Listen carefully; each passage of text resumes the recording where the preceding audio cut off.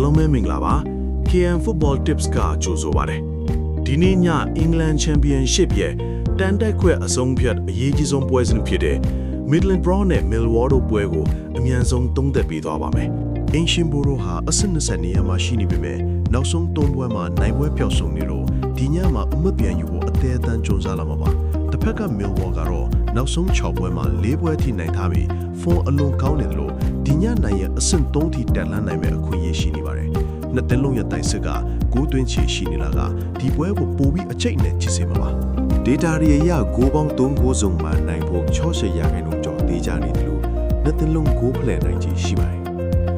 ကျွန်တော်ရဲ့ရလက်ခံမှန်းချက်ကတော့ညက်ကနဲ့ Middlesbrough တို့အင်ကွေးမှာကတ်နိုင်ပါဖို့ရှိပါတယ်အပိုင်လိုက်ချင်သူတွေအတွက် Middlesbrough win နဲ့ total goal over 2.5 ကအသေးချဆုံးပါပဲဘိုရိုတို့တိုက်ရိုက်တန်တက်ခွေးကိုရှုတ်ကင်နိုင်မလားတင်းအမြင်ကိုကွန်မန့်မှာရေးပေးခဲ့ပါဦးဒီလိုအပိုင် tips တွေအတွက် KM ကို subscribe လုပ်ထားဖို့မမေ့နဲ့အောင်နော်အခုလိုကြည့်ရှုပေးတဲ့အတွက်အားလုံးကိုကျေးဇူးတင်ပါတယ်ကျွန်တော်ပြီးတဲ့ပွဲတွေနဲ့အားလုံးအဆင်ပြေကြပါစေခင်ဗျာ